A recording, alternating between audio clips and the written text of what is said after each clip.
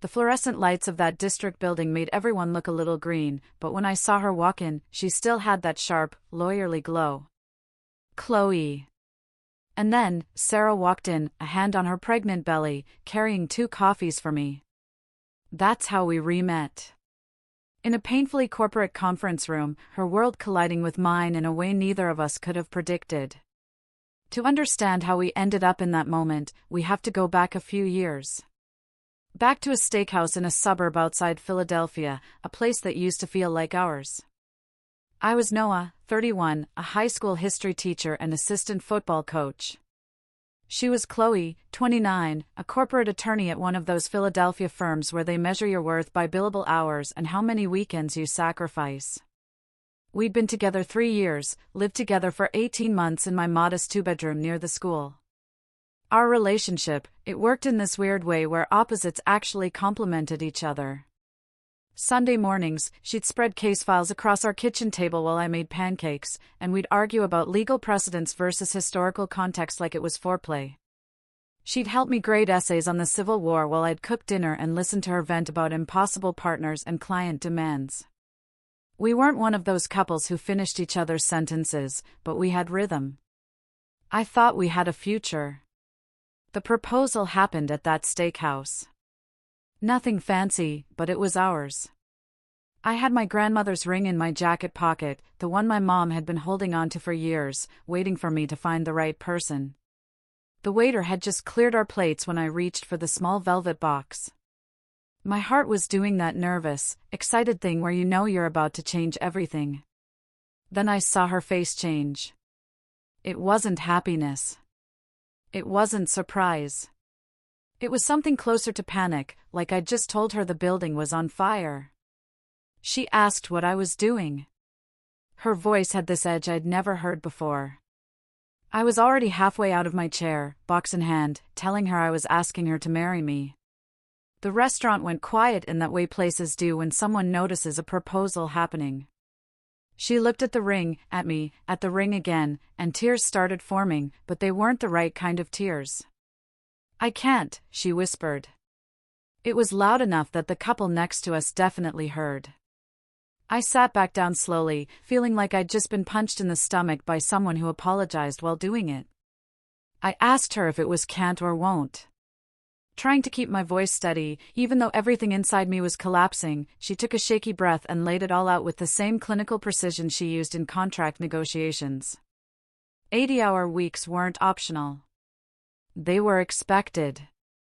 Weekend networking events, client dinners, emergency motions filed at midnight. The partners watched everything, judged everything. Marriage, she said, meant divided attention. She told me marriage was compromise, and I could see she'd thought about this before, probably rehearsed it. It meant someone else's schedule, someone else's emergencies, someone else's family obligations. She couldn't afford that right now. Not if she wanted to make partner. I tried every angle I could think of, sitting there with my grandmother's ring still in my hand like an idiot. A long engagement. No timeline. We could wait until after she made partner. No kids until she was ready. 5 years, 10 years, whatever she needed. She could keep her last name. We didn't have to change anything that mattered to her professionally. She shook her head at each suggestion. And I watched her attorney brain dismantle every compromise like she was marking up a contract with red ink. She called them band-aids. Said I was asking her to choose, so she was choosing her career. The thing that truly got me wasn't the rejection itself. It was how clearly she'd already made this decision. This wasn't a surprise proposal she needed time to think about.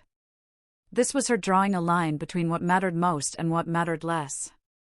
I mattered less. I put the ring box back in my pocket and signaled for the check. I didn't yell. I didn't try to change her mind. I didn't make a scene that would give the other diners something to talk about for weeks. I thanked her for being honest, for not wasting more of my time. Her eyes went wide like she'd expected me to fight harder, to beg, to prove my love through persistence. She asked if that was it. Wasn't I going to try to convince her? If I have to convince you to marry me, Chloe, then you're not the person I should be marrying. I paid the bill, walked her to her car in the parking lot because even heartbroken, I was raised with manners, and watched her sit in the driver's seat without starting the engine. I told her I hoped she made partner, that I really hoped it would be everything she needed it to be. And I meant it. She drove away, and I stood there in the parking lot of our steakhouse watching her taillights disappear, understanding something fundamental about love. Sometimes loving someone means accepting that you're not what they need, even when you wish you were. I thought that was the end of our story. A clean break. Mutual respect. Two people wanting different things from life.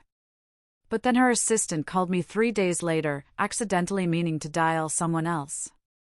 And during that confused 30-second conversation, I learned something that made my blood run cold. Chloe had been on the phone with the senior partner at her firm the morning of our proposal.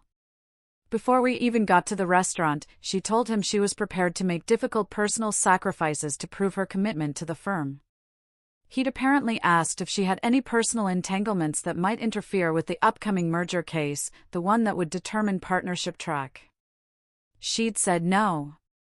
She'd said no before I even asked the question. The proposal wasn't a surprise that threw her off balance. It was an inconvenient confirmation of something she'd already decided to eliminate. I wasn't a person she loved but couldn't prioritize. I was an obstacle she'd already planned to remove. That realization changed everything about how I understood our ending. When someone treats your proposal like a business problem they've already solved, that's not love struggling against circumstances. That's someone who made their choice before you even asked the question. Chloe threw herself into work like someone running from a crime scene. Within a week of our breakup, she'd taken on the massive merger case her firm had been planning, the one that would make or break her partnership chances. Our mutual friends started feeding me updates without me asking. The kind of concerned observations people share when they're watching someone self-destruct in slow motion. She was first in the office every morning, last to leave every night. Sometimes sleeping on the couch in the conference room instead of going home. Coffee from the vending machine, takeout sushi at her desk. Her entire life compressed into billable hours and client meetings. One friend told me she'd handled 3 high-profile cases simultaneously, flew to Chicago twice a week, and looked like she hadn't slept properly in months. She was proving her dedication to people who measured human worth in spreadsheets. Meanwhile, I was falling apart in a completely different way. I couldn't stay in our apartment. Not with her coffee mug still in the cabinet and her books on the shelf and the ghost of her rehearsing legal arguments in the shower every morning. She'd packed her things while I was at school one day. Left her key on the kitchen counter with a note that just said, "Thanks for understanding." The emptiness hit harder than I expected. Not because I wanted her back, but because the space we built together suddenly felt like a museum of something dead. I handled it the way I handle most things, by pouring myself into work until there wasn't room left for feelings. I started staying late at school, running extra study sessions for kids who were struggling, volunteering for every committee and event that needed supervision. I coached morning practices and afternoon practices, helped organize the winter formal, and somehow ended up advising the debate team, even though that wasn't technically my job. The school became my refuge. The students became my purpose. And somewhere in all that activity, I forgot to be miserable. One of my players mentioned it in the locker room after practice, not knowing I could hear him. He told his teammate that coach seemed different lately, more intense, but in a good way, like he actually saw them as people instead of just athletes running plays. That comment stuck with me because it was true. Losing Chloe had stripped away some protective layer I didn't know I'd built. Made me more present for everyone else because I had nothing left to save for myself. I couldn't stay in our apartment, though. Not long term. Not with her absence screaming from every corner. I spent 3 weekends repainting the walls in colors she would have hated. Warm earth tones instead of her preferred minimalist grace. I replaced the furniture we'd picked out together with stuff from estate sales and secondhand stores. Things that had history, but not our history. I hung photos of my family, my team, trips I'd taken before we met, turning the space into something that belonged only to me. Our mutual friends drifted away naturally, not because of drama, but because staying neutral meant choosing distance. I didn't fight it, didn't try to maintain connections that required explaining or choosing sides. Sometimes healing means letting go of everything connected to the wound, even the good parts. About 9 months after the breakup, I heard through the grapevine that Chloe made junior partner. Youngest in her firm's history. Exactly like she'd planned. Someone told me she celebrated alone in her downtown Philadelphia high-rise apartment with expensive wine and takeout from that place she loved. No one to share it with because everyone who mattered was still at the office. She'd achieved her goal, and the hollowness of that victory wasn't lost on anyone watching. Her dating life became this pattern people noticed but nobody mentioned directly. She went out with another attorney from a rival firm, someone equally successful and driven, and their relationship apparently operated like a business merger. Scheduled dinners when calendars aligned, conversations about case strategy instead of emotions, intimacy planned around court deadlines. It lasted 4 months before dying of neglect. Then a surgeon who worked the same brutal hours she did. And according to mutual friends, they managed maybe 3 actual dates in 6 months because someone always had an emergency. Their relationship was a series of rain checks and apologetic text messages. I heard through the network that she'd started noticing something at firm events. Partners who brought their spouses and kids weren't the ones struggling. They were thriving. They left at reasonable hours for soccer games and recitals, came back refreshed, closed deals with clear heads. The ones working 100-hour weeks looked exhausted and made sloppy mistakes. Having something worth going home to didn't destroy ambition, it focused it. That realization seemed to shake something in her carefully constructed belief system. I met Sarah at a school literacy program almost 2 years after everything fell apart. She was a children's librarian volunteering her time to help struggling readers, and I was there supervising students who needed community service hours. She had this way of talking to kids that made them feel capable instead of broken, turning reading challenges into adventures instead of failures. I watched her spend 40 minutes with a 3rd grader who couldn't get through a picture book, celebrating every successful word like it was a miracle, and something in my chest unclenched for the first time in months. We started talking during breaks, casual conversation that turned into coffee, that turned into actual dates where we did normal things like mini golf and farmers markets and used bookstores. She came to my football games without being asked and learned all my players' names within 3 weeks. She had dinner with my family and fit into the chaos like she'd always been there, helping my mom in the kitchen and debating book recommendations with my dad. My mom pulled me aside after that second dinner and said Sarah wasn't trying to impress anyone or change anything. She just found her place naturally, like puzzle pieces that actually fit. Sarah was everything Chloe wasn't. Not better or worse, but different in ways that mattered to me. She built things while Chloe conquered them.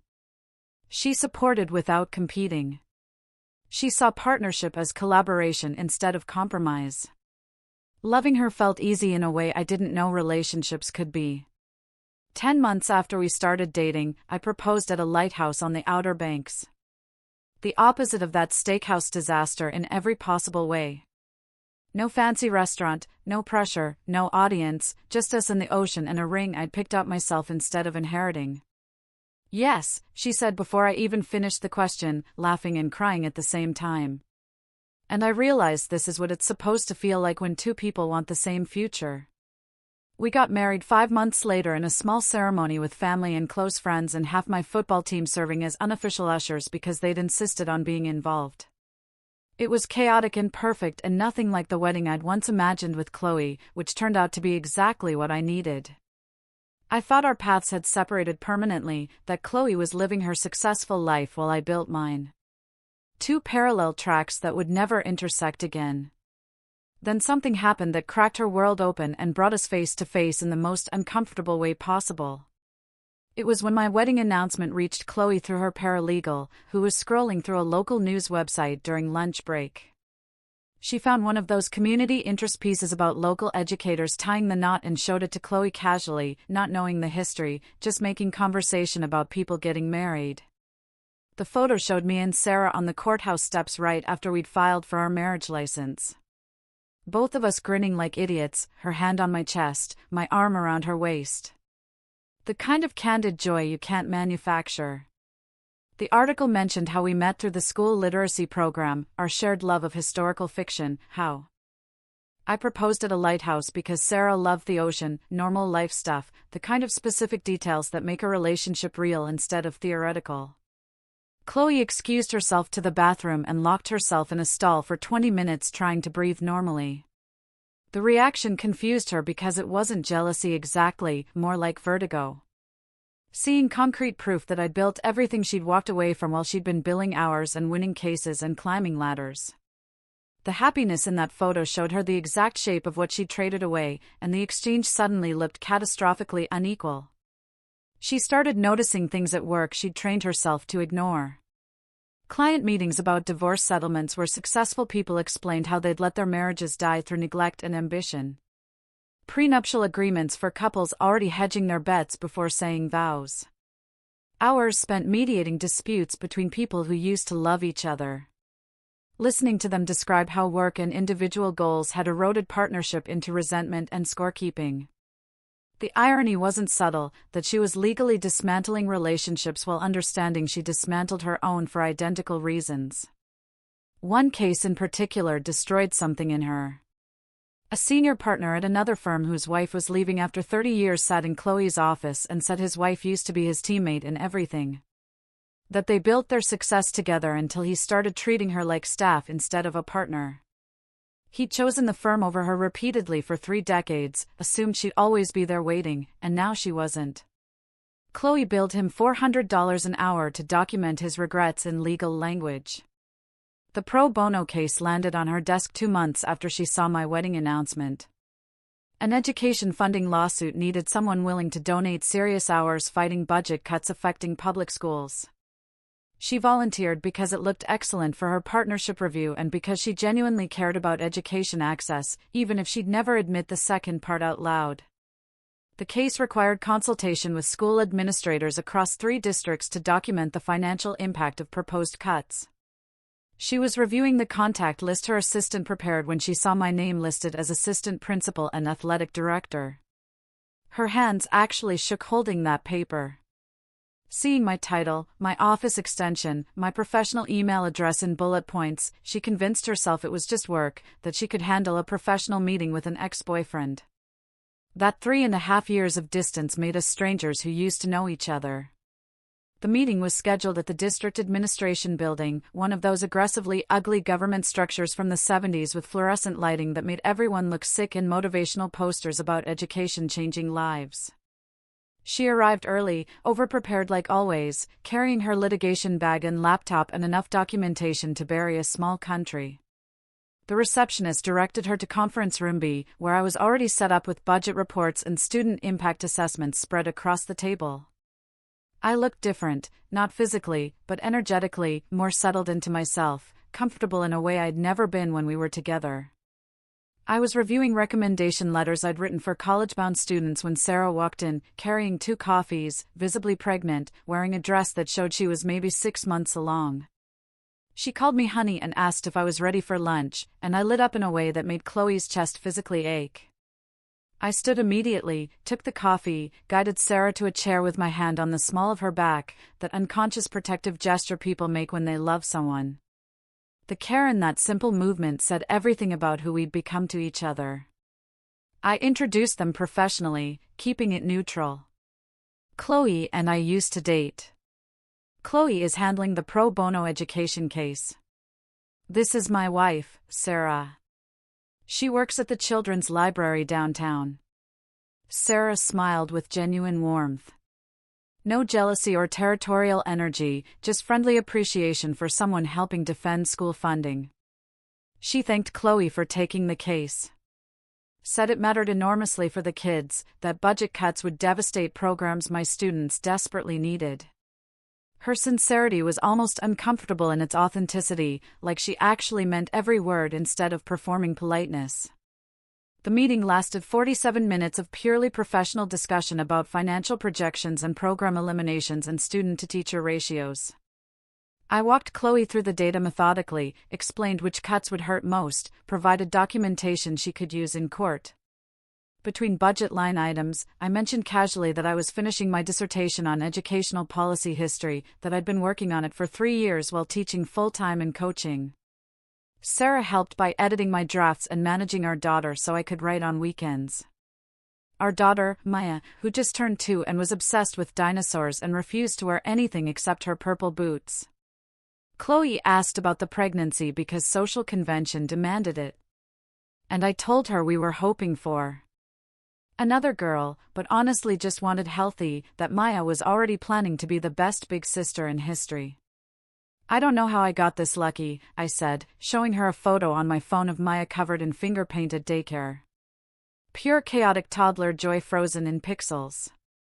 That comment landed like a physical blow. Not because I meant it cruelly, but because the happiness was so completely genuine.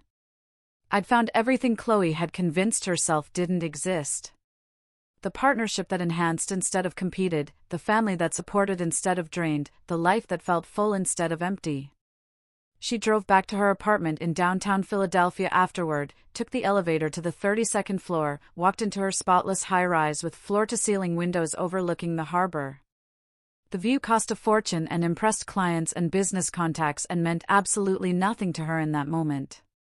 She sat on her designer couch in her designer apartment with her designer life and felt the crushing weight of every choice that had led her there. Some victories look flawless from the outside while feeling catastrophically hollow from within. She'd built a life that photographed beautifully and impressed colleagues but echoed with absence. Achieved goals that came with plaques and salary increases in corner offices, but nobody to share them with. The partnerships she'd sacrificed us for turned out to be lonelier than she'd ever imagined. And some opportunities for happiness don't wait around for perfect timing or optimal career positioning. I didn't plan any of this as revenge. Didn't architect some elaborate comeuppance. Didn't even know Chloe would be involved in the education case until she walked into that conference room.